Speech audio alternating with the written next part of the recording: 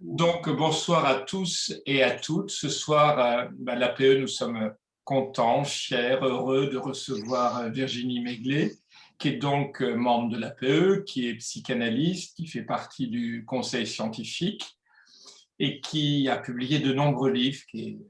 Elle respire comme elle écrit, c'est quelque chose d'extraordinaire. Donc, je ne vais pas vous faire la liste de tous les livres parce qu'il y en a énormément, mais ce soir, nous allons l'entendre parler des hyperémotifs et de survivre à la tempête intérieure.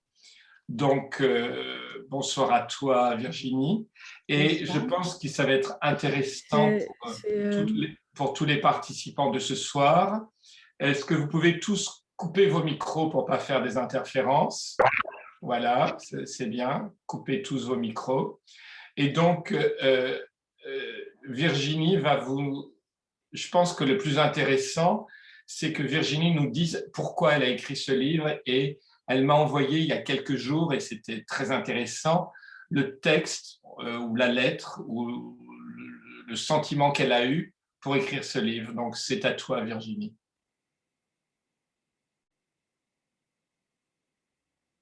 Attends, ton micro est coupé, mais attends, je te rallume ton micro, pardon. Il était arrêté. Attends, tac, tac, attends. Il faut que tu appuies sur le micro parce qu'il avait été arrêté. Alors, tout le monde a arrêté. Attends, je t'allume le micro. Voilà, c'est bon voilà, là. c'est bon. Voilà, c'est bon. Voilà. Donc, je dis bonsoir à tout le monde. Merci pour l'invitation autour de ce livre. En effet, c'est un livre pour moi assez particulier. En ce sens, on veut dire que c'est un livre dont la rédaction était très circonstanciée. Voilà. C'était déjà, il n'était pas prémédité un jour, c'est soit évident d'écrire autour de ce sujet.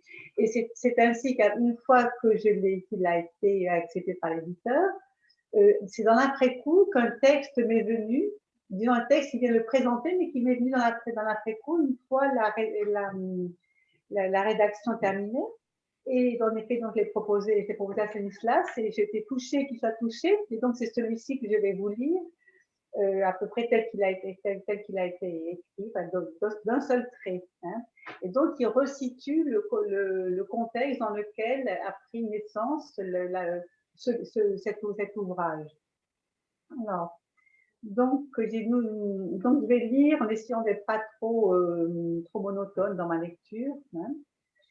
Nous sommes en mars 2020, hein, donc c'est il y a 2 ans. Depuis quelque temps, rien me fait sursauter. Il me semble être sereine et plutôt maîtresse de mes réactions, il me semble. Mais ces sursauts imperceptibles le contredisent. Je sentais une contradiction interne. Une sourde nervosité perturbe ma disponibilité et ma capacité de penser. Il faut pourtant que j'assure. Ma disponibilité ici est essentiellement celle due, oui, aux personnes que j'accompagne, pour dire mes patients, mes psychanalysants. Hein. Donc, il faut pourtant que j'assure.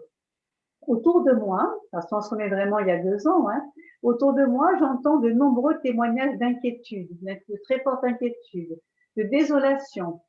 Je reçois des appels au secours, et là aussi de sources différentes, en dehors de ma pratique habituelle. Ils me parviennent plus crus, plus fréquents que jamais.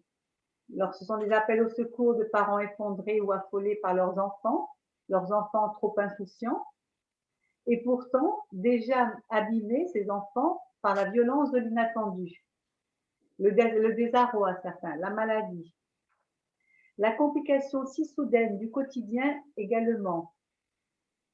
En même temps, des journalistes m'interviewent sur l'anxiété dont ils constataient la montée. Je sens autour de moi, et donc venant vers moi, un grand nombre de personnes désarçonnées, ne sachant plus sur quelle monture avancer.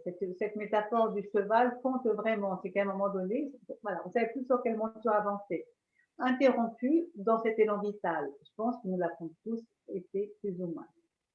Les uns et les autres ont l'habitude de s'appuyer sur moi.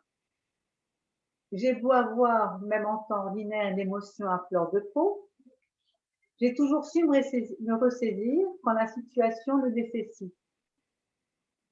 Cette vigilance naturelle se révèle d'ailleurs très précieuse en termes de soins de thérapie. C'est que malgré tout, ça fait presque partie de mes outils de travail, si on peut dire. Mais là, fait exceptionnel, cet état d'anxiété et la volonté de ne pas y céder est plus que jamais partagé. C'est-à-dire que malgré tout, je vivais en même temps. Certes, alors, et partagé, disons qu'aussi, c'est que parmi tous les patients, toutes les personnes qui viennent vers moi, il y a quand même des symptômes différents, tandis que là, c'était vraiment un symptôme commun, un symptôme collectif de très grande anxiété.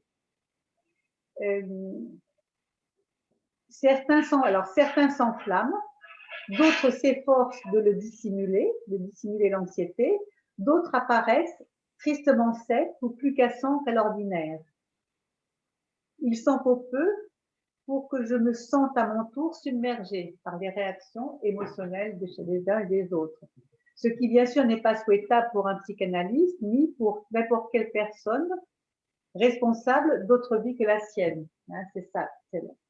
Donc, très vite, il m'a semblé que l'intrusion du coronavirus dans notre quotidien était le révélateur d'une hyperémotivité qu'en même temps, il exacerbait. Les réseaux sociaux, moi, je suis sur Facebook, un petit peu sur Twitter, et là, par la force des choses, j'y étais plus souvent. Mais j'étais aussi un peu comme dans un laboratoire clinique. Donc, les réseaux sociaux en étaient étranges laboratoires de cette émotivité exacerbée. Un mot contrariant, suffisant à déclencher des foudres. Les invectives y volent, les anathèmes partent en flèche, les condamnations aussi. Il y avait effectivement surgissait une très grande violence en ligne.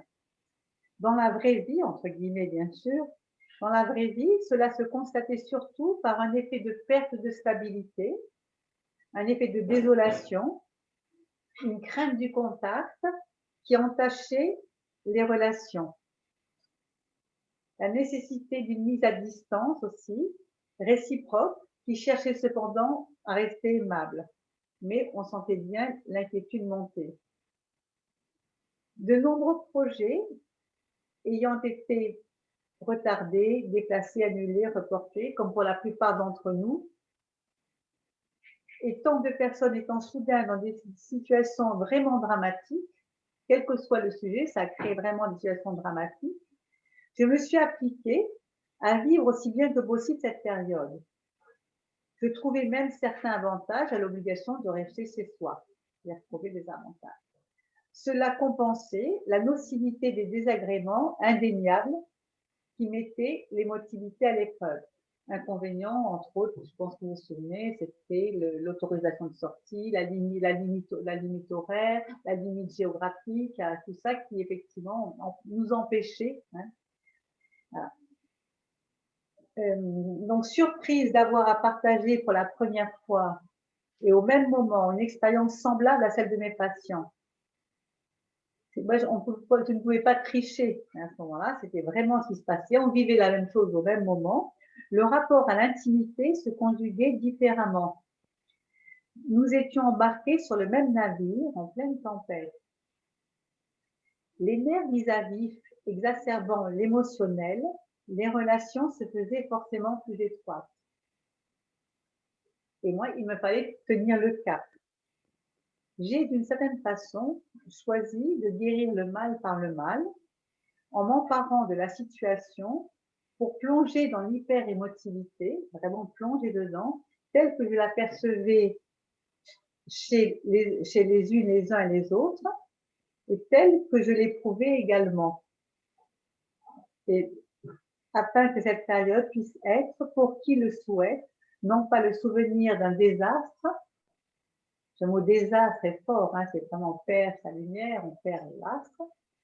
Donc, pour que cette période puisse être, pour qui le souhaite, non pas le souvenir d'un désastre, ni prétexte au déni, mais l'occasion de se repenser. Ainsi, découvrir au-delà des apparences ce que l'hyperémotivité venait nous signifier au moment où elle devenait évidente, ouvrait la voie à un véritable travail d'apaisement en profondeur tout en finesse. Quand les émotions douloureuses et l'angoisse sont là, il s'agit de ne pas y succomber. Le travail thérapeutique occasionné fut souvent émerveillant. Ne ressemblait à rien de ce qui se pratiquait en temps ordinaire. La vulnérabilité reconsidérée, la vulnérabilité qui était particulièrement mise à l'épreuve à ce moment-là, la vulnérabilité reconsidérée à travers le filtre de l'émotivité s'est imposée à moi comme une suite naturelle à mes deux précédents ouvrages, qui étaient l'un sur ce qu'ils appelaient le harcèlement émotionnel, c'était une suggestion de l'éditeur pour voir l'émotion dans le cadre d'une relation, et l'autre ouvrage qui s'appelle l'étonnante fragilité, donc je parlais aussi de la fragilité, de la vulnérabilité.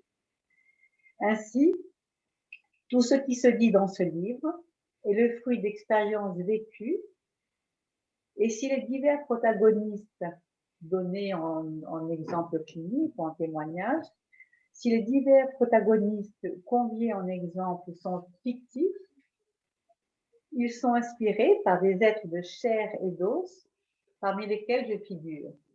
Voilà.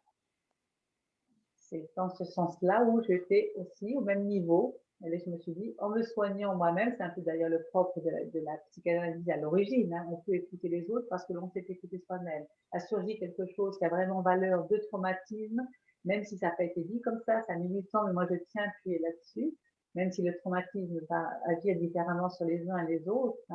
Mais là, il y avait effectivement quelque chose de l'ordre du traumatisme, et donc j'ai dû aussi me remettre à l'écoute de ce qui se passe en moi. Et j'ai choisi de ne pas me mettre à part les autres, de dire, voilà, si on peut dire, sur un même plan. Et ce qui a d'ailleurs occasionné, je dis, vraiment aussi de belles relations, parce que ça a mis, si on peut dire, la sincérité ou l'authenticité à l'épreuve. Voilà. Donc voilà, ce texte initiateur, enfin, pour le lecteur, qu'il avait vu dans la critique. Voilà. Alors, alors, moi je suis très prête à répondre aux questions, mais bon, c'est là, j'ai un peu continué dans la lancée, mais tu as... Mais continue dans ta lancée, tu vas nous expliquer peut-être, pas tout ton livre, parce que les personnes de ce soir peuvent l'acheter, mais certains paragraphes ou certains cas cliniques que tu peux nous raconter sur cette hyper émotif et puis cette tempête intérieure. Voilà. Alors, à ce niveau-là, déjà, donc quand ce livre s'est imposé, je reprends juste sur les pages. Voilà, quand ce livre s'est imposé, c'était au même moment où dans la presse ou dans la littérature sciences humaines grand public, on parlait beaucoup d'hypersensibilité. Et j'ai aussi pu voir des personnes qui disent je suis hypersensible, hypersensible. Et je dis il y a deux mots qui existent, différents, hypersensible, hyperémotif. Je n'ai pas éprouvé à l'époque le besoin d'expliquer la différence entre les deux dans le cadre du livre. Puis je me suis dit, finalement, c'est peut-être nécessaire. C'est parce qu'il y a souvent une confusion qui est faite entre les deux, alors que s'il y a deux termes, c'est bien qu'il y a aussi deux choses différentes. Alors, je ne sais pas si je vais bien faire la différence, mais on peut dire que l'hypersensibilité, on peut dire elle est native. L'hyperémotivité, c'est souvent beaucoup plus souvent consécutif à des traumatismes. Le traumatisme étant de l'ordre subjectif. Un événement peut être vécu de façon traumatique pour un membre d'une famille, pas forcément pour l'autre. C'est donc le traumatisme, c'est qu'est-ce qui a été vécu comme tel, comme un choc qui fait effraction et qui vient créer un bouleversement. Or, le propre du traumatisme, on le voit, c'est que souvent, il passe inaperçu, il est contenu. Et après, il y a quelque chose qui, par la suite, va le réveiller. Donc, l'hypersensibilité, ben oui, ce sont les sens. Elle peut être aussi sujet. Bon, on dit souvent l'hypersensibilité, ça rend très empathique, bien sûr, mais ça peut être associé au plaisir, ça peut être le plaisir gustatif, quelqu'un peut être très intuitif, bien sûr, parfois un peu dans la divination, mais ça peut donner lieu à des carrières artistiques. C'est les sens très aiguisés. Bon, forcément, une certaine vulnérabilité, mais elle peut être très bien vécue. Or l'hyperémotivité est rarement bien vécue. Voilà. Elle est bien vécue quand on a pris l'habitude de mieux se connaître et de la supporter, mais elle crée presque toujours un bouleversement intime. Elle est presque toujours douloureuse. C'est-à-dire que quand, bien sûr, quand c'est une peur, quelque chose qui réveille, qui produit un effroi, ce sera douloureux. Ça veut dire que c'est pas étonnant, hein, c'est le bouleversement. Il faut penser aussi que l'émotion, c'est psychique et physique. Plus que jamais, on est dans l'être individu, corps et âme. Je traduis aussi physiquement. Donc, quelque chose de triste peut provoquer un chagrin, mais ça va être un petit détail qui va provoquer un chagrin immense. De toute façon, la joie aussi, on peut dire oui, mais la joie c'est joyeux, donc ça ne va pas être douloureux. Et bien si, la joie même peut être douloureuse, d'autant plus qu'elle va être peut-être tellement violente par rapport à ce qui la provoque, qu'elle va être souvent suivie d'une retombée, et c'est cette retombée qui sera douloureuse. Donc, dans l'hyperémotivité, on peut dire qu'il y a une perte d'équilibre, de stabilité qui rend plus vulnérable. Alors, l'hyperémotivité, elle a bien sûr, on peut dire aussi, elle est quand même favorisée par l'hypersensibilité, et elle va avoir aussi des répercussions sur la sensibilité. Hein. Mais c'est important de se mettre à l'écoute de ces émotions, je dirais même en termes de soins. Hein, qu'est-ce qui les produit au niveau inconscient, hein, parce que bien sûr, quelque chose qui nous fait peur, on a peur. Bon, après on retombe, c'est l'émotion naturelle, hein, c'est-à-dire elle fait partie de la vie. Mais quand un événement mineur produit un grand état de déséquilibre, je ne sais pas si d'ailleurs, il y a toutes sortes parmi les exemples que je peux donner, il y a tous les degrés. Hein, je veux dire, là je peux être un petit cas clinique, pour dire là où elle se traduit, parfois pour tout un chacun. Donc, je vais faire un peu de lecture. Alors, je vais lire d'abord l'introduire, puis le mini-cas clinique. L'émotion est vécue comme débordante, violente par l'hyperémotif lui-même au moment où il la vit, mais également, quand une fois apaisé, si tant est que ce mot lui convienne, il prend conscience rétroactivement qu'il traverse en permanence ou de façon régulière des drames dont il s'aperçoit plus tard que ces drames n'en étaient pas. Mais quand il le vit sur le moment, c'est vraiment un drame. Une nouvelle de peu d'importance parvient à ses oreilles et voici sa journée chamboulée ou le cours de sa vie interrompu. La perspective d'un changement d'horaire, une rencontre inattendue dans la rue, tout imprévu produit des effets de bouleversement tels qu'ils semblent sur le moment définitivement insurmontables. Donc le petit cas clinique, non, c'est plutôt des vignettes, hein, c'est pas là, j'ai pas pris des cas cliniques tels qu'on peut avoir besoin de les exposer dans le cadre d'une formation. Hein, ça, c'est tout un art. Moi, c'est plutôt comment évoquer des exemples. Voilà. Ainsi, Marie s'avole-t-elle depuis 3 jours. Son texto qu'elle avait envoyé à un contact, recommandé par une amie, reste sans réponse. Elle passe par tous les stades de l'inquiétude et imaginant le pire. Car sur le moment, elle vit le pire. Et là, c'est important de se dire, hein, en tant que praticien, par exemple, on ne dit pas à quelqu'un qui vit le pire, c'est rien, c'est juste ça. Non, c'est considérer que c'est le pire qui est vécu à ce moment-là. Elle retourne les mots dans sa tête, se reproche une indéfrottable maladresse, se persuade qu'elle a fait une erreur en envoyant ce texto, la culpabilité, elle se morfond, donc culpabilise, jusqu'à ce que, quelques jours plus tard, une réponse toute simple la rassure. Soulagée, elle comprend qu'elle n'a rien fait de mal, mais elle reste encore tremblotante, physiquement. Voilà. Alors, par rapport à l'entourage, la réaction qui est quand même, c'est aussi ça, les réactions de l'entourage vont aussi renforcer cet état d'hypermotivité, d'où l'importance de l'espace analytique pour ne pas, pour l'entendre. Là, je disais, ma pauvre chérie, qu'est-ce que tu as encore, lui demandait sa mère agacée chaque fois qu'elle la découvrait dans cet état. Tu ne vas pas nous en faire une maladie. Là, il n'y a rien de tel que de reprocher sa difficulté à être une personne qui est en difficulté. Donc, rien de tel de reprocher l'hyperémotivité à quelqu'un qui est on pourrait dire en crise d'hyperémotivité. Mais cela étant, avec l'époque qu'on avait traversé, c'est beaucoup plus banal. Enfin, banal, si on peut dire. Ce serait, on pourrait dire d'une autre façon, sans évoquer Hannah Arendt, mais une forme de banalisation du mal intime. Hein, voilà, de la, voilà. Bon. Donc, sensibilité. Alors, qu'est-ce que je pourrais en dire encore? C'est que, donc, vous voyez, la façon dont hypersensibilité, à la fois peuvent s'entrecroiser, mais là, ne pas les confondre. Sachant aussi par ailleurs que l'hyperémotivité n'est pas toujours manifeste. Hein, c'est dans le livre, j'explique, je présente 3 cas. Il y a les hyperémotifs qui le savent, et qui sont explosifs et voilà, qui le vivent mal, mais au moins déjà ils n'en doutent pas et ils assument plus ou moins. Les hyperémotifs qui savent qu'ils le sont, mais se contiennent tout le temps pour pas que ça transparaisse, ce qui va encore renforcer leur émotivité d'ailleurs, parce que ça là. Et il y a ceux qui sont dans le déni total. Il faut penser vraiment que le déni, on parle souvent du déni aujourd'hui, hein, mais le déni, ce sont des mécanismes inconscients qui sont à l'origine du déni. C'est-à-dire, ça, c'est vraiment important, parce qu'on dit, bah oui, il est dans le déni, il est dans le déni. Moi, je me souviens dans le cadre d'un séminaire que je donnais, c'était un jeune étudiant qui parlait de son ami qui était dans le déni. Il est dans le déni, mais j'ai beau lui dire, il ne veut pas entendre. Mais c'est le propre même du déni. C'est que même une femme, c'est des femmes enceintes de 8 mois, hein, ça ne sert à rien de leur dire vous êtes enceinte si elles sont dans le déni. Hein, voilà. Et ça peut être aussi, moi j'ai vu pas 8 mois, mais j'ai vu des gens qui sont enceintes de 6 mois, ne le sachant pas, ne voulant pas le savoir. Hein. Donc, les personnes qui sont hyper émotives dans le déni, ce sont des gens qui auront une apparence extrêmement froide, hein, qui se contiendront tout le temps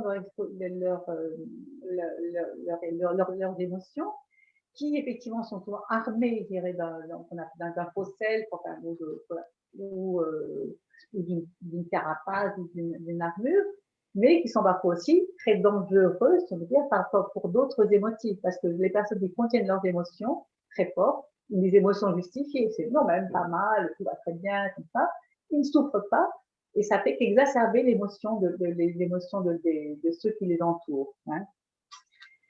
Donc, je pense qu'on pourrait presque dire, c'est que dans une période telle que nous la traversons, hein, disons qu'on peut presque dire que l'hyperémotivité est quand elle se manifeste, elle est presque signe de santé.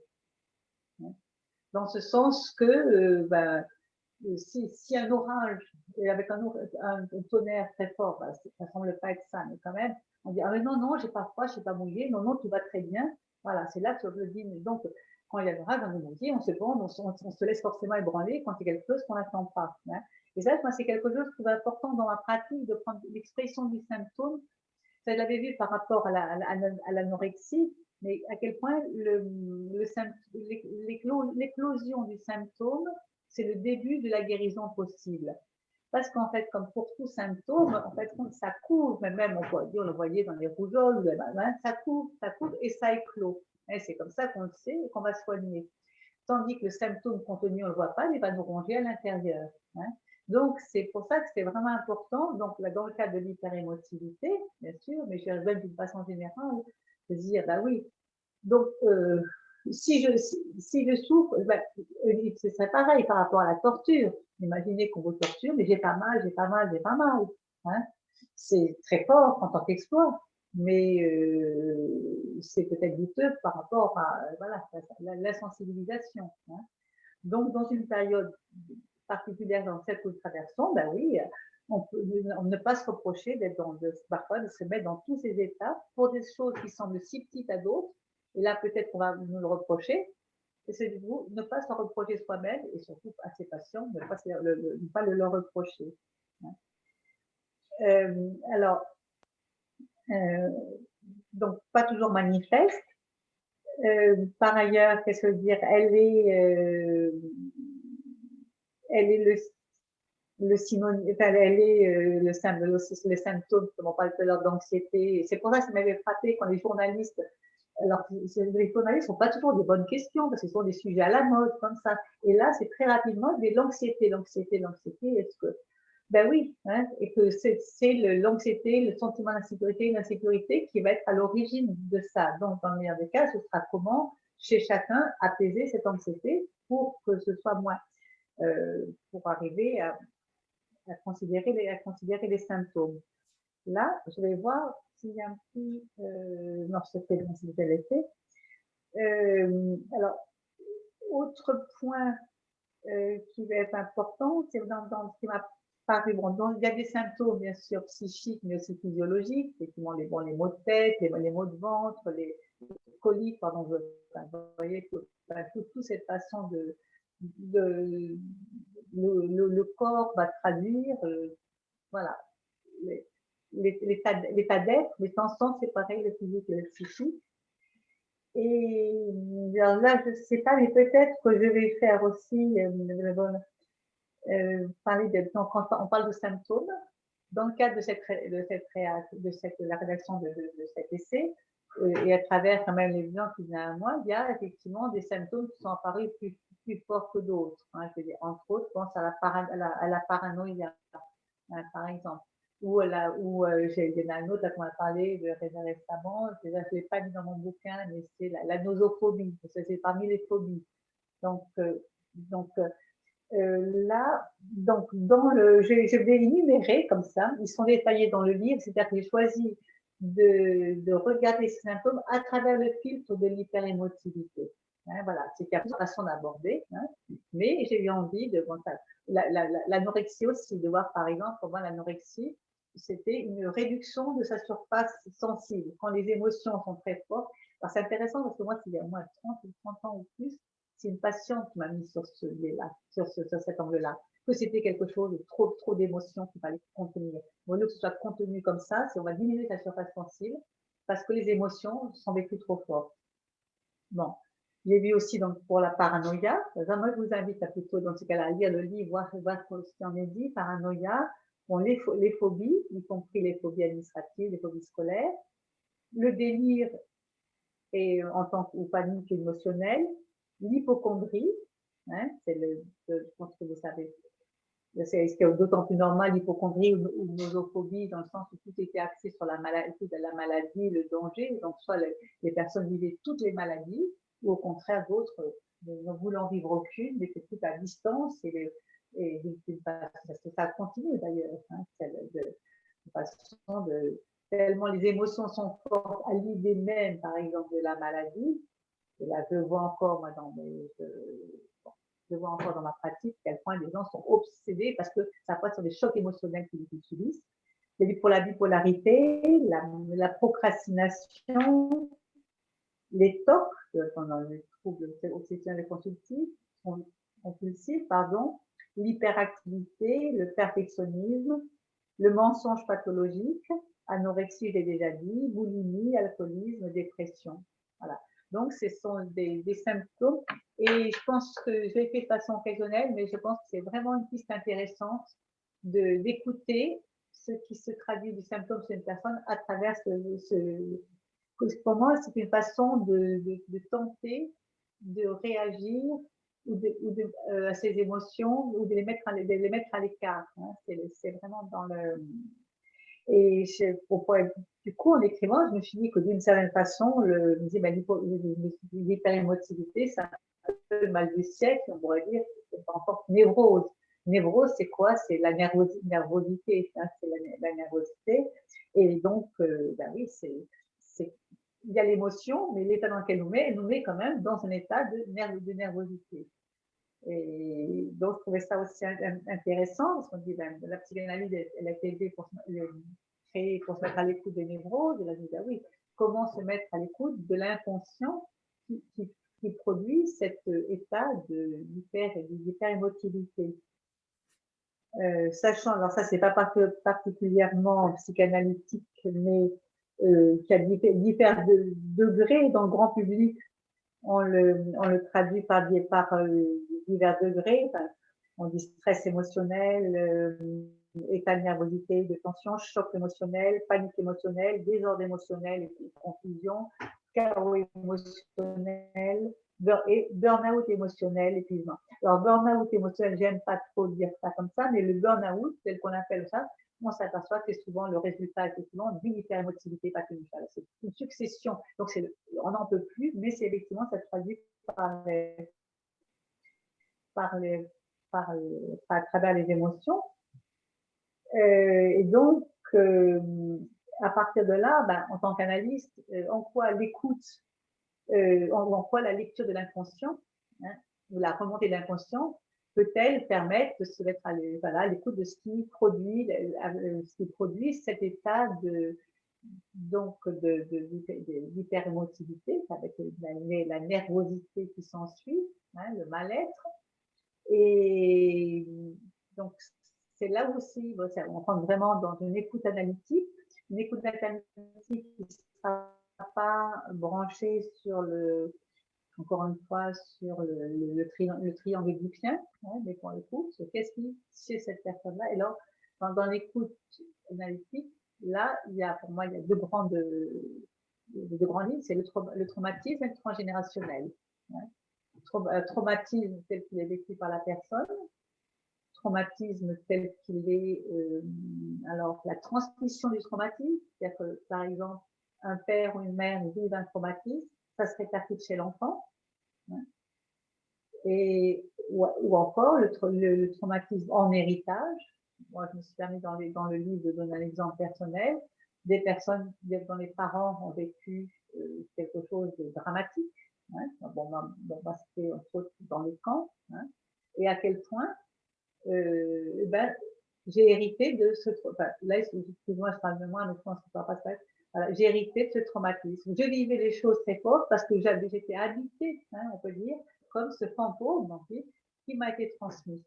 Et donc, c'est important aussi de voir ce qui produit cet état-là, parce que cet état-là est toujours, l'état excessif est toujours reproché aux autres. Et en même temps, pourtant, c'est un indicateur, parce qu'en me mettant à l'écoute, mettons, de la transmission familiale chez mes patients, comme j'ai pu le faire chez moi, dans le meilleur des cas, toute la famille en bénéficie.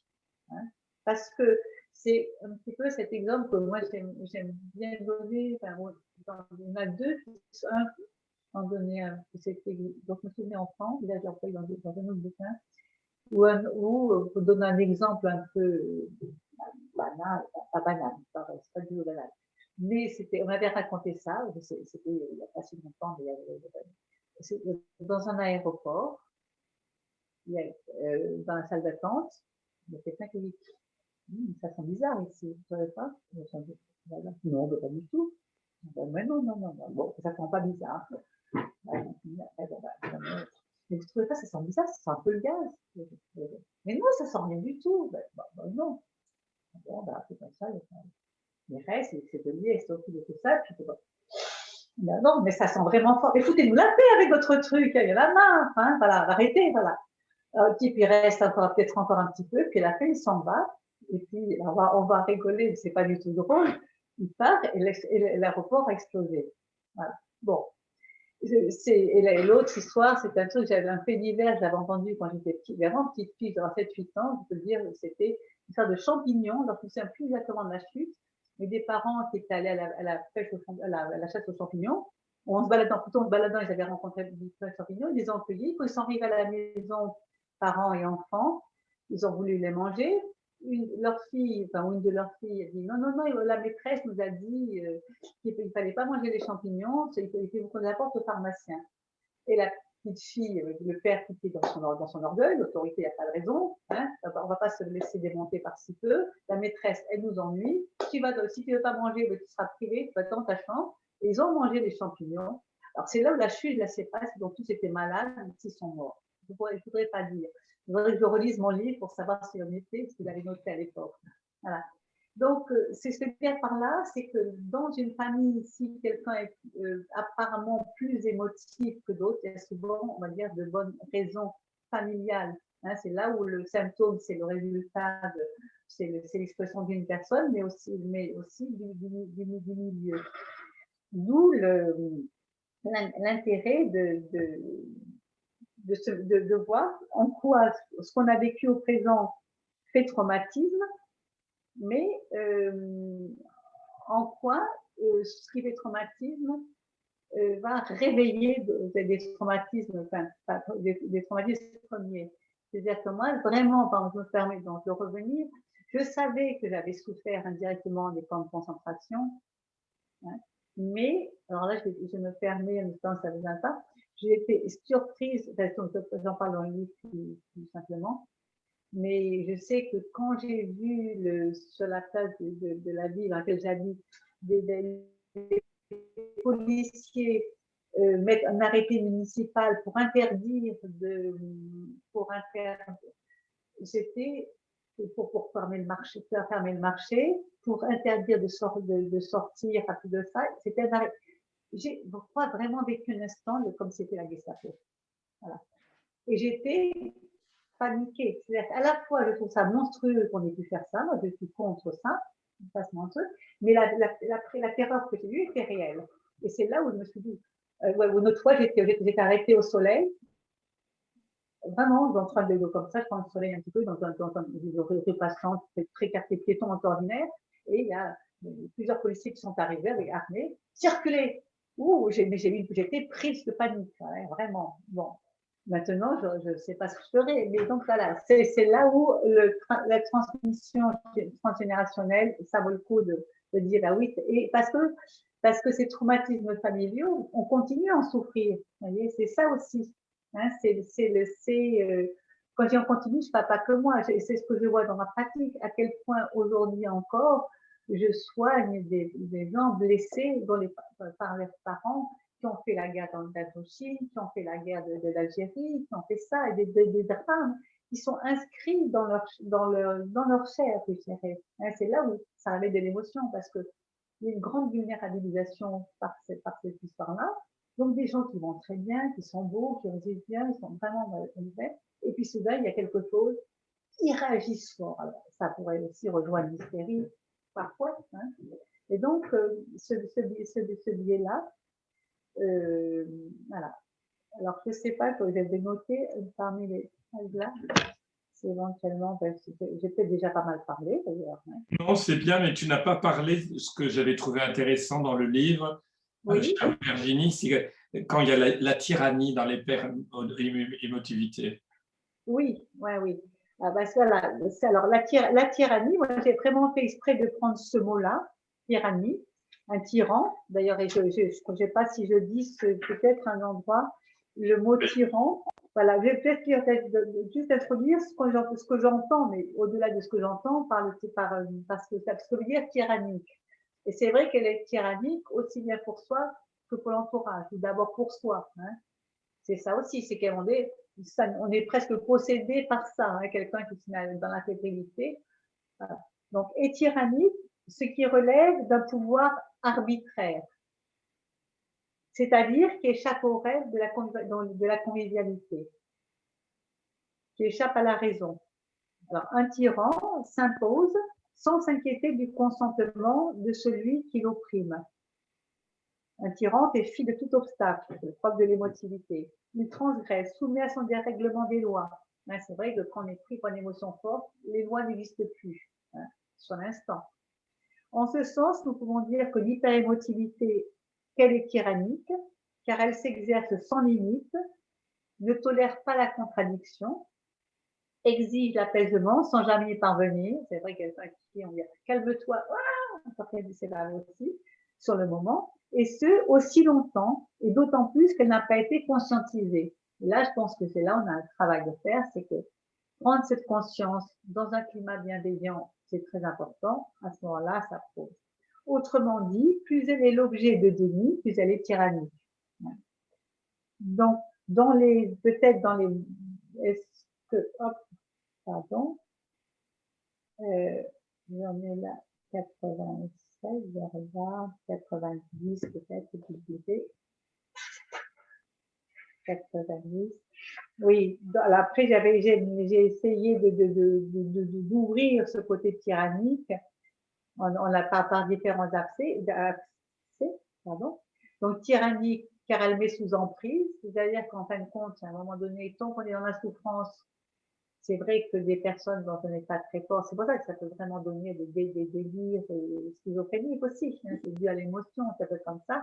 On ne peut rien d'autre, c'est-à-dire qu'on croit ou quelqu'un qui est dans la paranoïa absolue à un moment donné, hein, il est dans l'émotion tout le temps, hein, il est comme sous sa propre emprise. Hein. Tyrannique parce qu'elle appelle au perfectionnisme, c'est-à-dire que pour éviter toute toute émotion, on est effectivement dans un perfectionnisme obsessionnel. C'est tyrannique car elle est incontournable. Par exemple, faut lire quand je dis incontournable ici, les émotions fortes réenclenchent inlassablement les mêmes mécanismes avec la même intransigeance. Sitôt ces mécanismes mis en action, il est impossible sur le moment d'y échapper. C'est-à-dire que dès le moment où l'émotion déclenchée, ça ne pas. Alors là, un petit exemple, Paul reproduit ainsi systématiquement ce retard qui à chaque fois lui fait perdre haleine et lui fait craindre l'accueil qui lui sera réservé. Quoi qu'il en coûte à qui l'attend, à la personne qui l'attend, quoi qu'il finisse par lui en coûter à lui-même, comme si ces retards avaient pour lui la valeur d'un rite pour revivre les mêmes émotions. C'est dans ce sens-là qu'on a fait l'école tyrannique, c'est que quelqu'un, voilà, c'est là où on va travailler sur qu'est-ce qui fait qu'on se met dans cet état qui va déclencher une émotion insoutenable, et pour soi et pour les autres. Alors, hop, je regarde par rapport à 91. Si je dis tyrannique, car addictive, là aussi c'est important de voir voilà, le côté de ces mécanismes addictifs.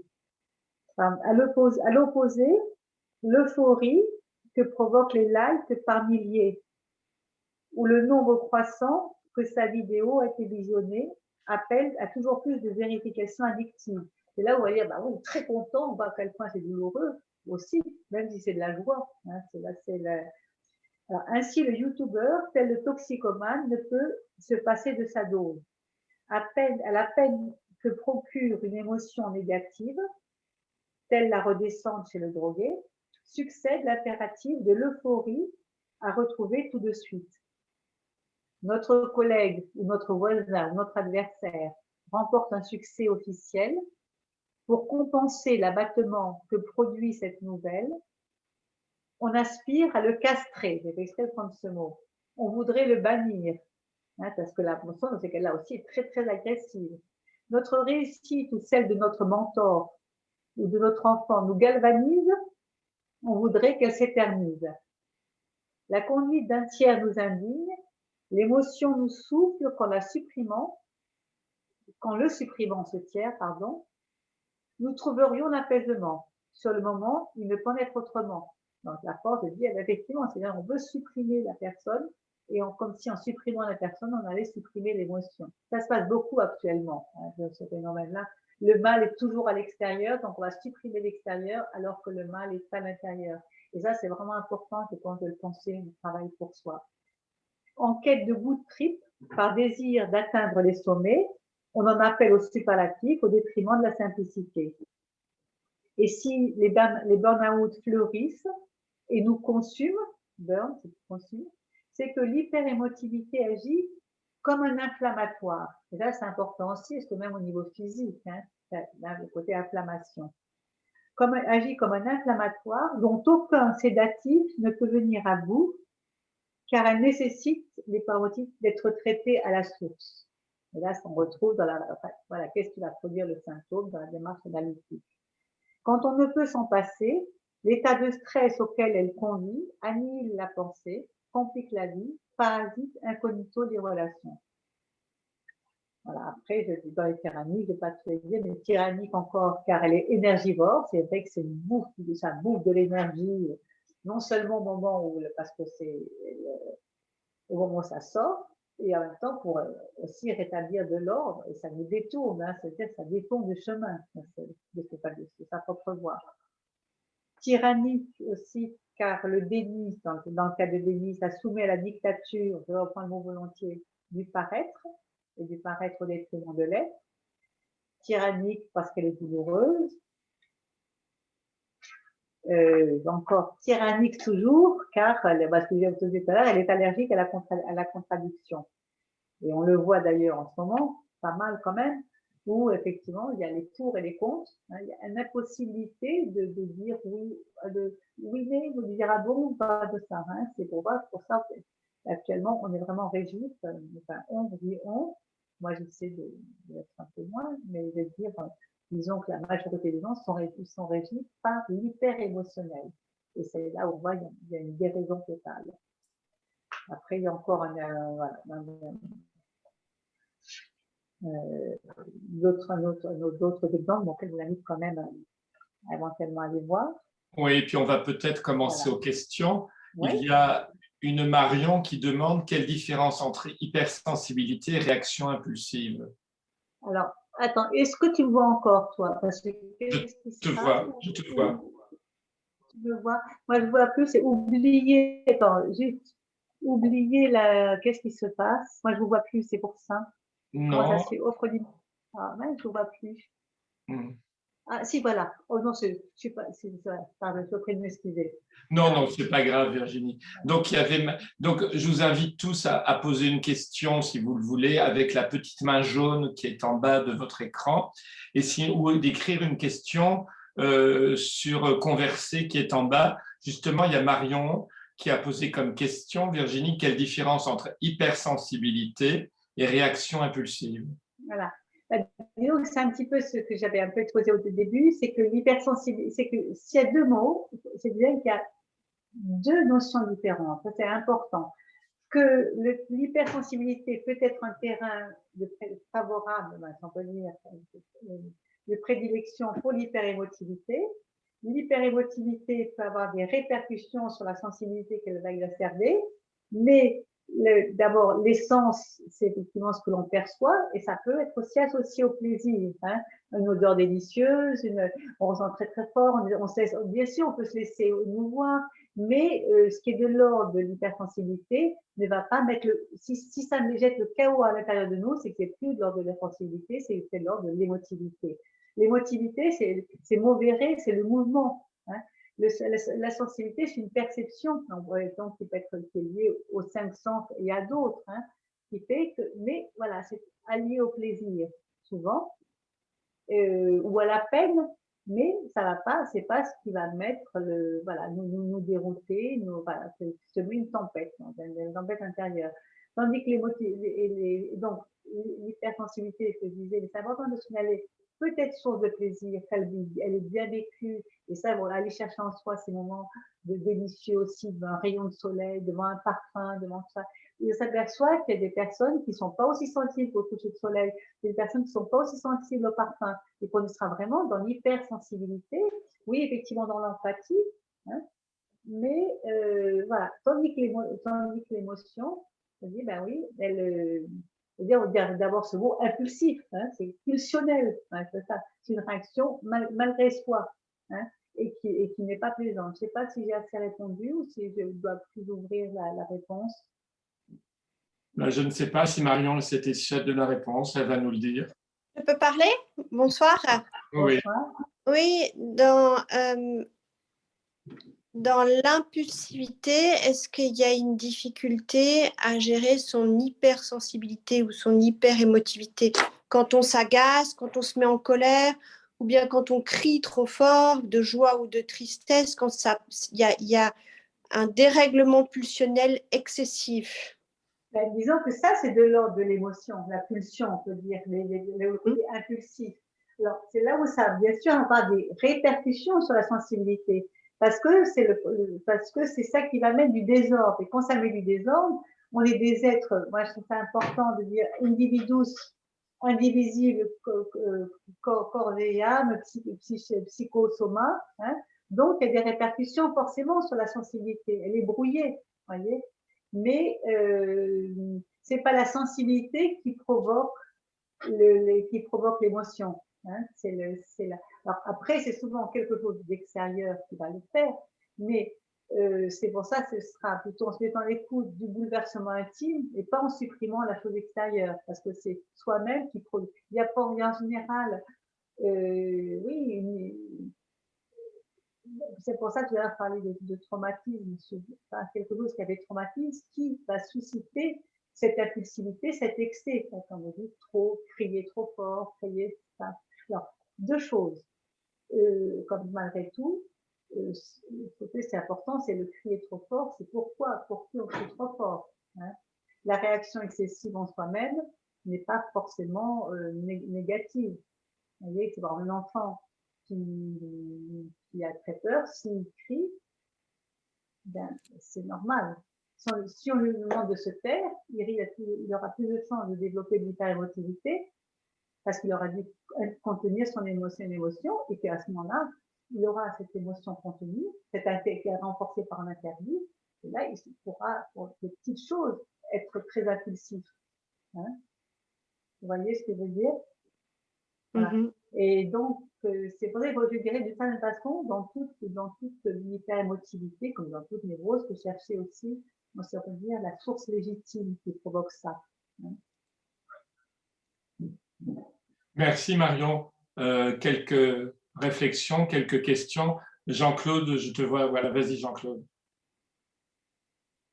Ah, écoute, je trouve pas de main jaune. Bon, mais ça va, je peux parler? Tu peux parler, je te donne l'autorisation. Bon, bien entendu, c'est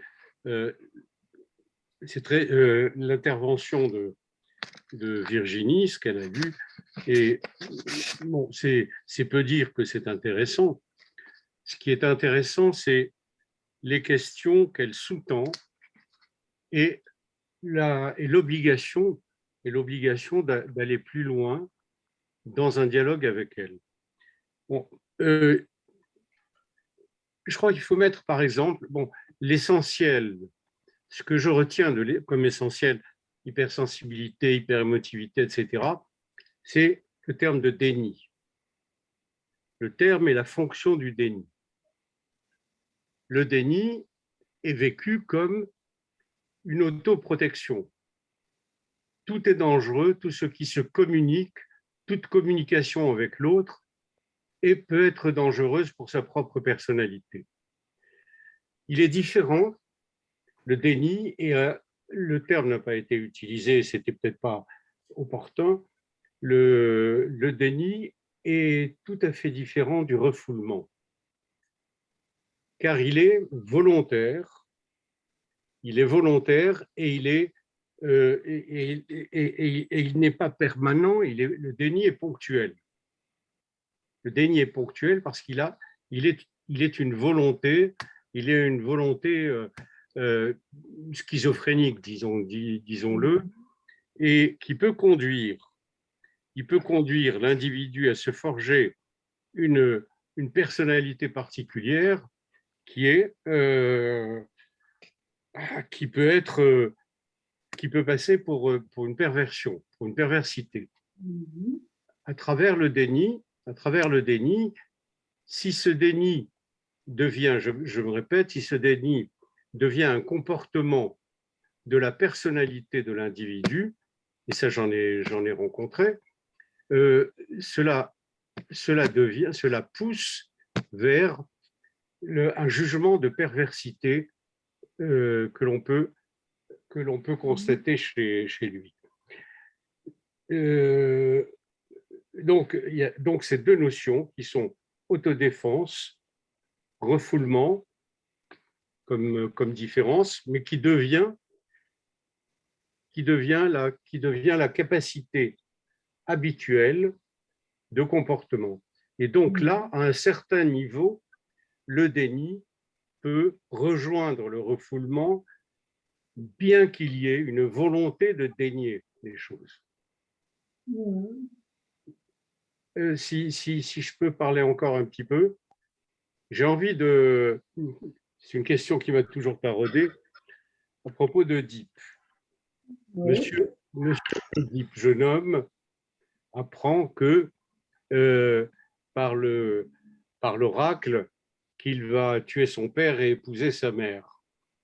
Il en est malheureux parce que il vit chez un père et une mère adoptifs. Et c'est ce que lui apprend, c'est ce qu'il ne veut pas savoir de ce que lui dit l'oracle. Si bien que lorsque il va vers Thèbes pour éviter de rester avec ses parents et de risquer ce que lui prédit l'oracle, eh bien, il tue une personne sur son chemin. Là, il commence à être dans un vrai déni, mais un déni involontaire. puisqu'il tue une personne, un homme, et soi-disant, il ne lui vient pas à l'esprit que ça peut être effectivement son père. Il y a une véritable lutte entre le père adoptif et le père réel abandonné qui se produit et qui ne peut pas ne pas le toucher intérieurement. D'autant plus que, arrivé à Thèbes en héros, il épouse une dame. Et voilà réunies les deux conditions imposées ou apposées par l'oracle. Ce que je veux dire, c'est qu'il est important de ramener des situations en matière de psychanalyse et de comportement général. Il est important de ramener des situations à leurs semblables, aux situations semblables. L'on vit toutes les situations de notre vie par similitude, par association, dit-on en analyse. Donc voilà ce que je voulais donner comme remarque. Et donc, important, le déni peut conduire à une psychose, peut conduire à une perversité. Je ne sais pas si certains ont vu un film, j'en ai oublié le titre. Bon, le héros est quelqu'un qui dénie tout et qui passe son temps effectivement à cacher et à mentir. Et finalement, ce jeu devient pervers jusqu'à manipuler les autres. Alors, bien entendu, cela, effectivement, ce déni cache et devient même une force, puisqu'il cache une hypersensibilité aux événements, et il en devient une force en allant vers la perversité. Voilà ce que je veux dire. Merci.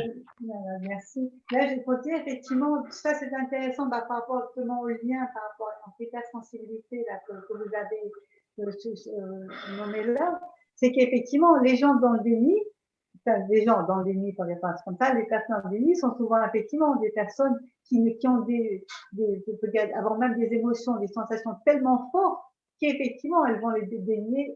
Absolument. Ça c'est vraiment important de le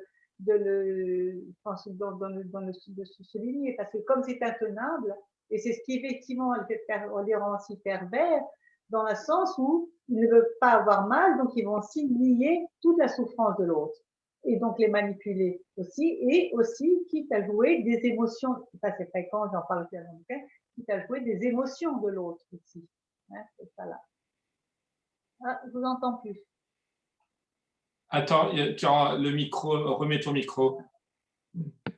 Nous vivons une situation effective de déni. Les anti-vax, ils ont 1000 raisons d'être anti-vaccination et des raisons différentes les uns des autres. Ils sont dans le déni et lorsqu'ils manifestent, ils ont une énorme force.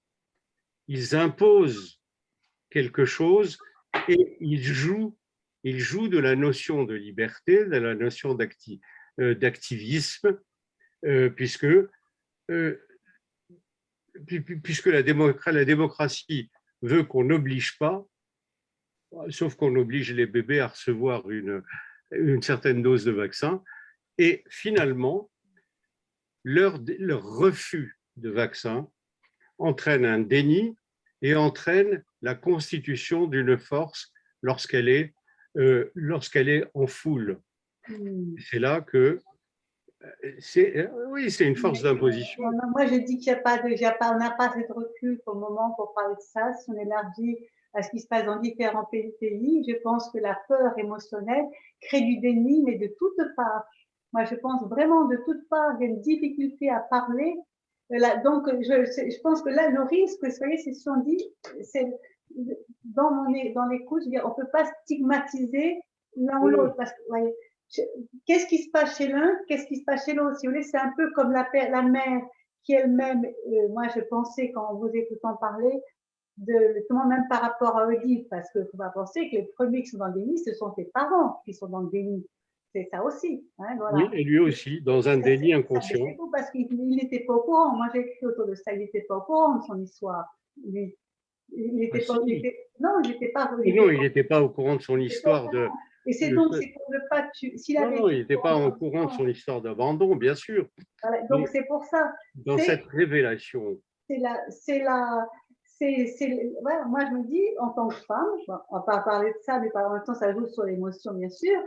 Voilà, on reconnaît son enfant, surtout s'il est pendu. Voilà. Qu'est-ce qui fait que cette mère n'a pas reconnu son fils, hein? Voilà. Donc là, c'est dans la transmission, parce que ce sera notre sujet. C'est un autre sujet. Voilà. On est dans une situation hyper perverse dans le DIP, hyper perverse dans l'ensemble des individus qui la constituent. Les parents sont dans le déni, lui dans un déni involontaire, et même un peu probablement inconscient, mais ça n'est pas tout à fait innocent de tuer un individu mâle sur un chemin, d'épouser une femme exactement comme le lui a dit l'oracle, et de ne pas se poser la question, tiens, mais qu'est-ce qui se passe? Voilà, disons que là, il faut peut-être. C'est une spéculation. Voilà. C'est une spéculation. Jean-Claude, si je peux me permettre, Oui, j'arrête. On est une trentaine de personnes, chacun son tour. Donc, est-ce que d'autres personnes veulent dire quelque chose? Je sens que je vois des petits sourires sur ce sujet très important d'hyperémotivité, d'hypersensibilité.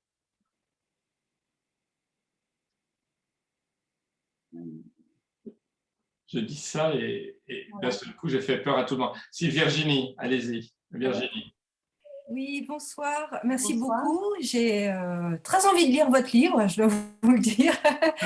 Vraiment, ça m'intrigue beaucoup, donc je vais m'y pencher très vite.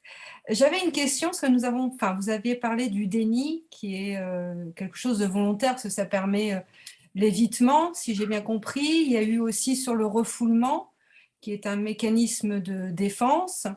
Mais j'aimerais entendre votre avis concernant le détachement pour quelqu'un qui est hypersensible. Sur la durée, sa mise en œuvre ou ce que ça peut apporter à quelqu'un d'hypersensible, en fait. Alors, la question, le détachement. Oui, le détachement, en fait, cette notion, ce que ça peut apporter à quelqu'un d'hypersensible. Ce que la notion de détachement. Oui.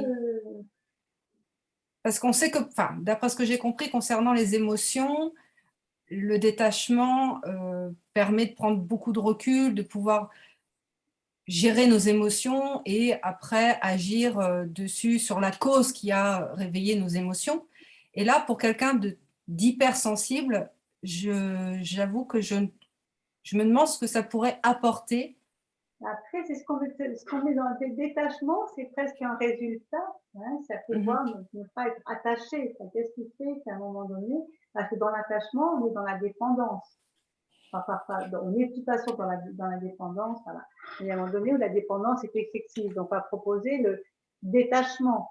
Bien qu'encore, j'aimerais peut-être bien que vous me disiez comment vous imagineriez le détachement.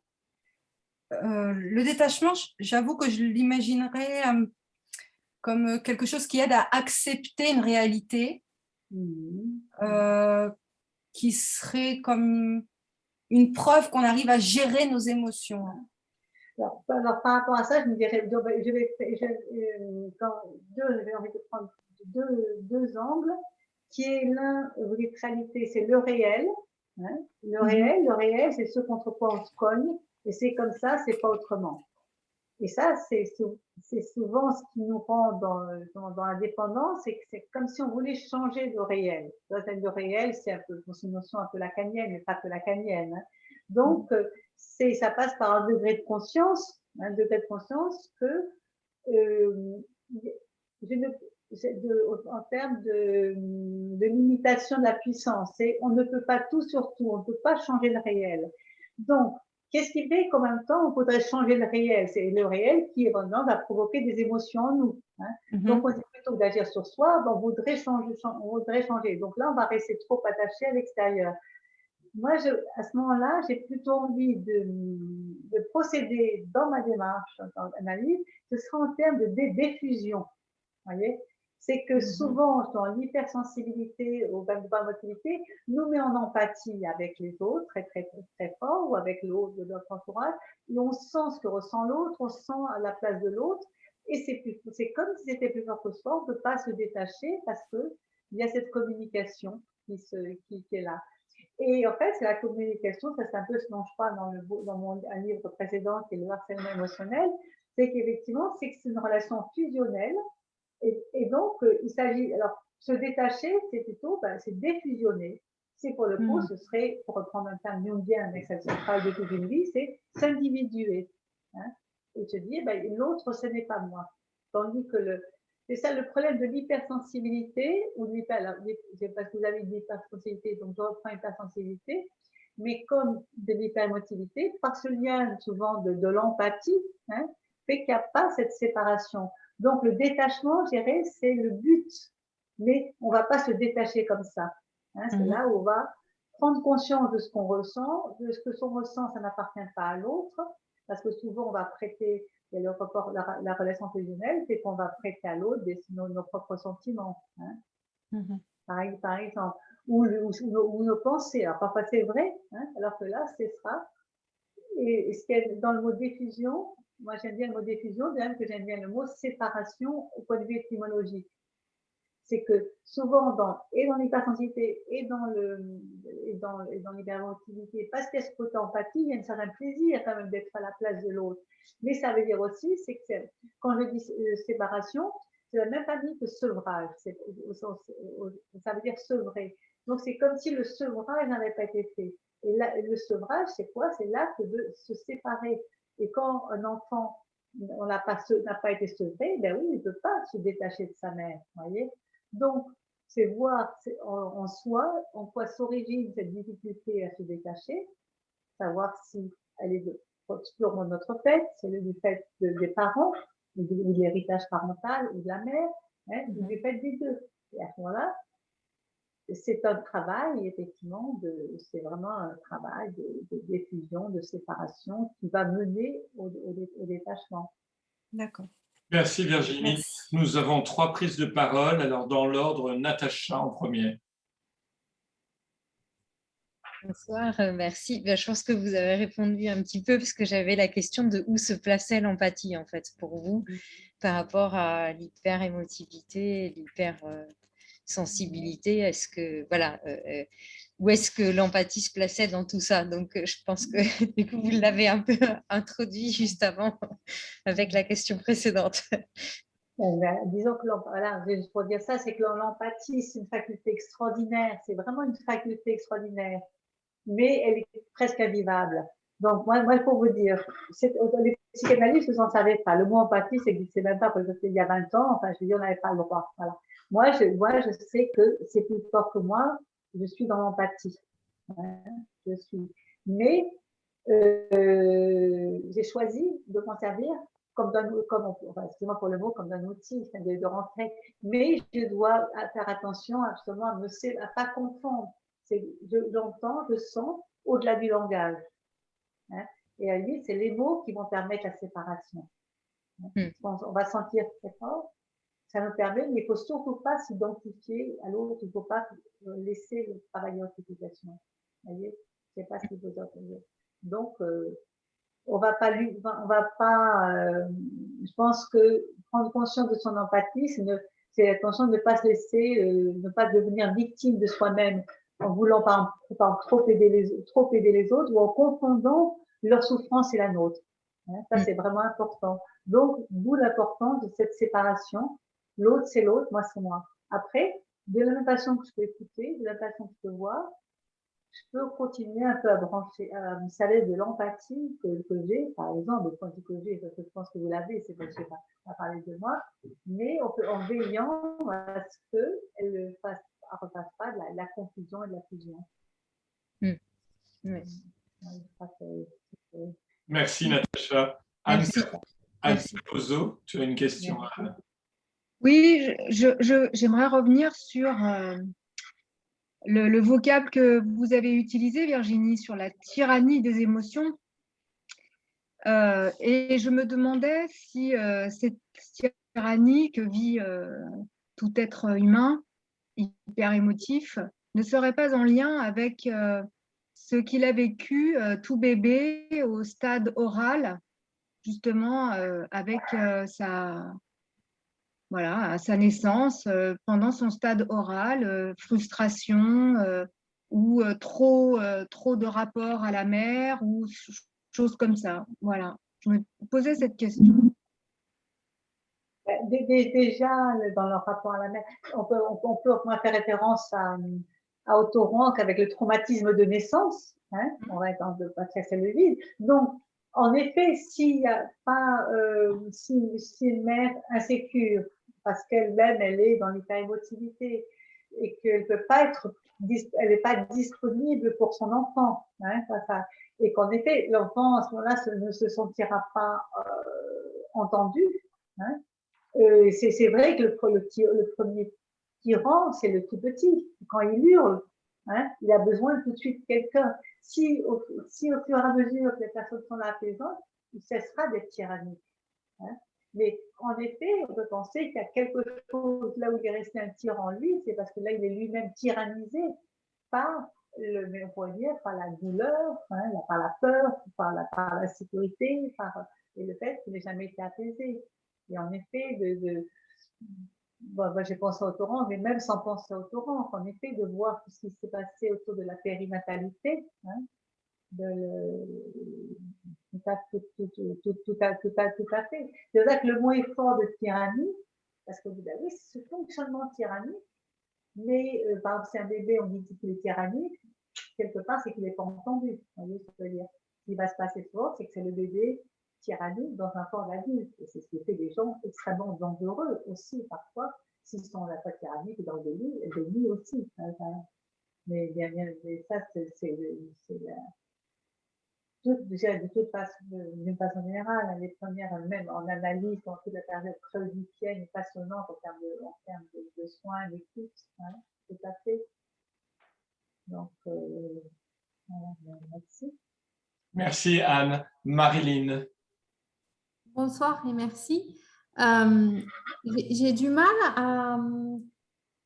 à positionner l'hyper-émotivité dans le cadre des concepts psychanalytiques. En fait, je voulais savoir si vous pouviez repréciser, est-ce que c'est dans le cadre d'un symptôme ou dans le cadre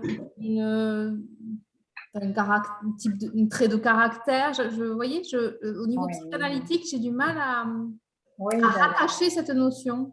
Voilà. Alors pour ça, pour répondre à ça, bon, moi j'ai un peu choisi exprès, moi il y a des années, alors que j'ai été formée à la psychanalyse par la psychanalyse, par la psychanalyse très orthodoxe, proto-lacanienne d'abord, et après d'autres. Et c'est vrai que j'ai fait un choix tout à fait déterminé avec des gens comme Ferenczi, Winnicott, Adler, et d'autres qui viennent pas, de considérer la dimension affective.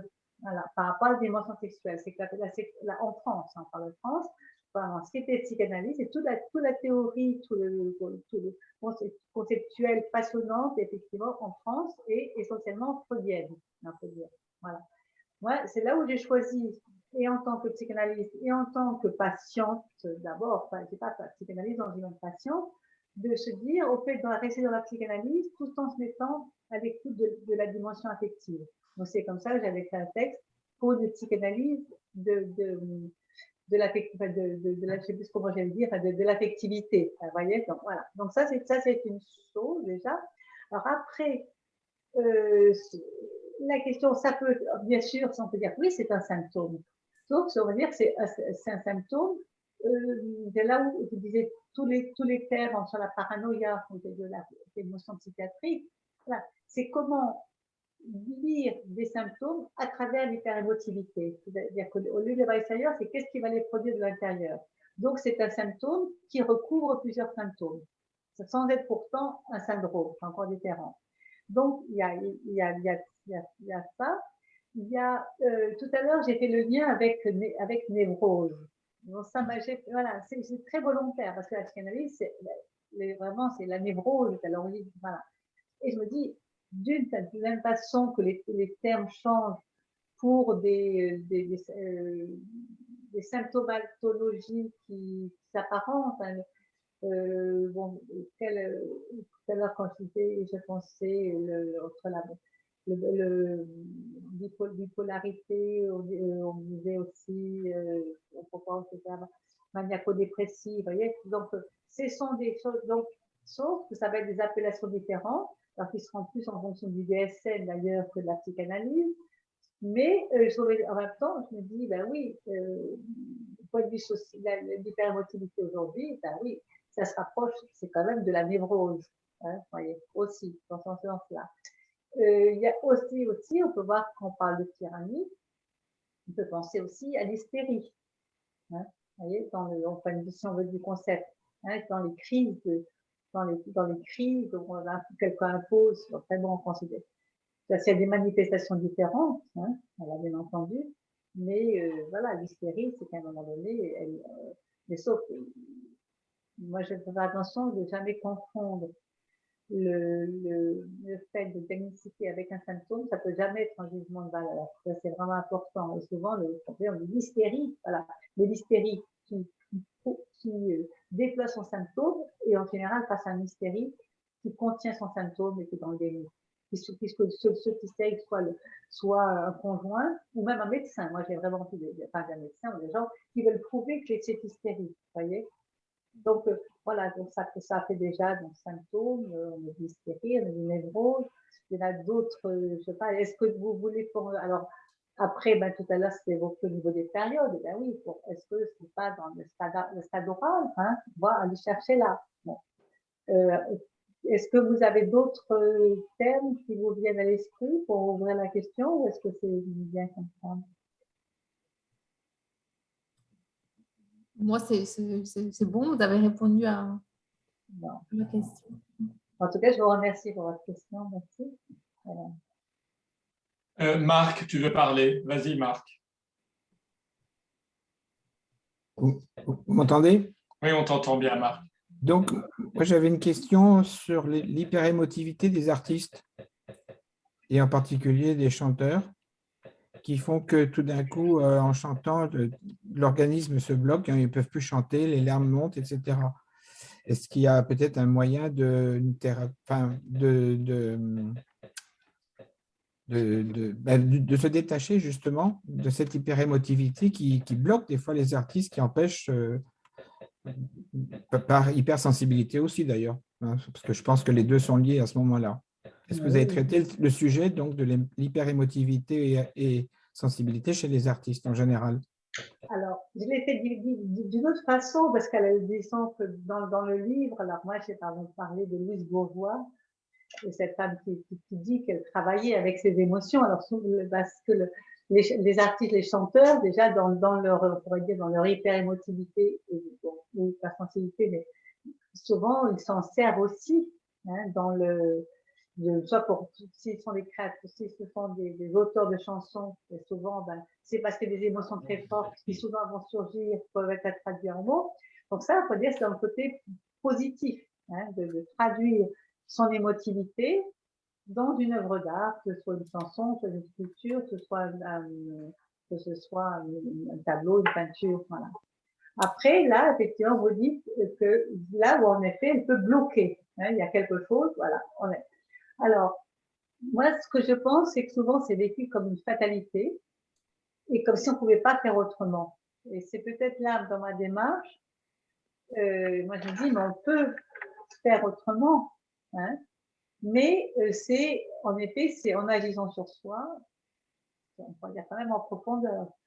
C'est toute la difficulté aussi, c'est que parfois on a des symptômes et on y tient, on n'arrive pas, et quand je dis ça, c'est pas péjoratif, hein, je veux dire, c'est parfois, on peut pas s'empêcher ça, on va le dire comme une fatalité. Alors, c'est là où ça veut dire, mais qu'est-ce qui se passe? Donc, c'est prendre le temps d'arrêt et dire, mais qu'est-ce qui se passe? Qu'est-ce qui se passe pour toi à ce moment-là? quand je dis pour toi, c'est dans le sens où ça peut se faire que dans un cadre intime, c'est pas du tout une observation, qu'est-ce qui se passe pour vous, raconter ça et tout ça, c'est presque à soi-même. Hein. Et c'est là où parfois il se rejoue des peurs qui ont été emmagasinées dans l'enfance, et là moi je peux le voir, on peut, comme tout à l'heure dans l'exemple, vous disiez, on joue toujours le même retard. Hein. Pourquoi on rejoue toujours le même retard? Eh bien, soit on peut continuer à jouer en souffrir, soit il y a cette possibilité de dire, oh là, et donc de plus jouer le même retard. Et on peut dire que pour un chanteur, peut-être si ça l'empêche de faire, ben, à la fois c'est la peur de réussir, on peut dire, et la peur de rater, mais c'est la peur de toute façon. Donc, qu'est-ce qui fait que surgit cette peur à ce moment-là, hein, voilà, qui le met en difficulté? Ben, j'ai parlé il n'y a pas longtemps avec de quelqu'un qui a fait la même façon, il parlait d'obstacles qui l'empêchaient toujours d'avancer. Bon. Et donc, obstacle vécu très fort de façon émotionnelle. Donc, cette personne-là, ben, son obstacle, c'était la peur du vide qu'elle avait depuis qu'un jour où elle était face à un précipice et s'était engueulée parce qu'elle avait réussi de tomber dedans, mais très fort. Et donc, dans son avancée, elle avait peur. Parce que chaque fois, elle rejouait la peur. Bon. Donc là, parfois, alors, c'est un peu une psychanalyse sauvage, mais voilà, c'est se dire qu'est-ce qui fait que, sans parler tout à fait de bénéfices secondaires, si c'est quelque chose qui revient de façon courante, voilà, du coup, c'est se mettre vraiment à l'écoute du symptôme, pour le prendre ça comme symptôme, se demander, enfin, est-ce qu'on a trouvé en soi vraiment l'envie d'avancer et voir effectivement ce que vient nous dire le symptôme. C'est dans ce et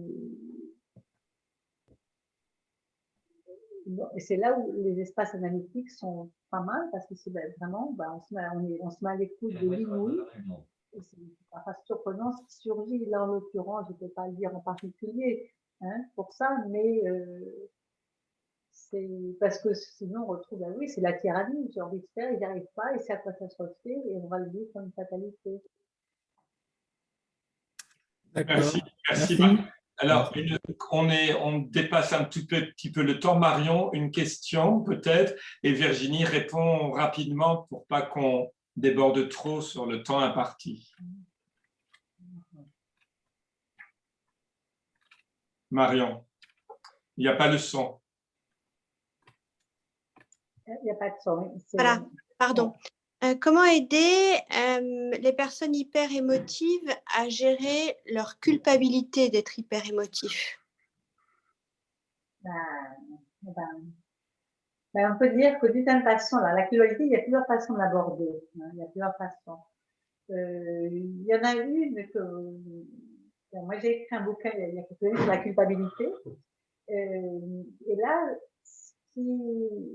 quand on parle du désordre dans lequel mettait l'émotivité, ça nous diminue. On fait perte de moyens, Donc, à la limite, c'est ça qui est aussi. La culpabilité, elle est quand même liée à d'une certaine façon, en fait, on s'intériorise. Hein.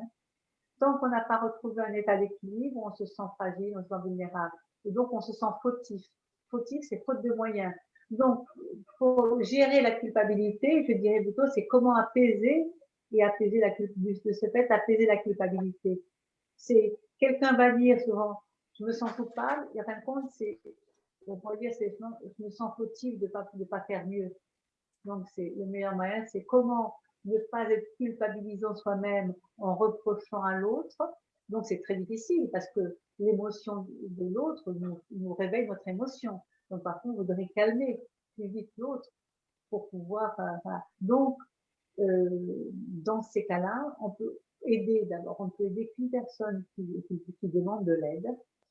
Et sinon, si on a envie de l'aider sans qu'elle nous demande de l'aide, c'est effectivement prendre conscience de ce qu'elle produit en nous pour être aussi détaché, alors on va prendre le mot détaché possible, et quel est l'espace de récupérer sa force. Et si les personnes hyper émotives peuvent faire l'expérience d'un apaisement, ça va faire comme une greffe. Vous voyez, au lieu que chaque fois les réactions des autres vont toujours plus énerver, si elle fait l'expérience de l'apaisement, c'est déjà un premier pas qui lui permettra de trouver son équilibre et de dormir avec elle, de se sentir de moins en moins coupable. Merci. Merci Virginie pour cette soirée incroyable. Donc, je vous recommande à tous et à toutes de lire le livre de Virginie, qui est absolument passionnant. Merci à toi Virginie, merci à vous tous et à la semaine prochaine. Au revoir.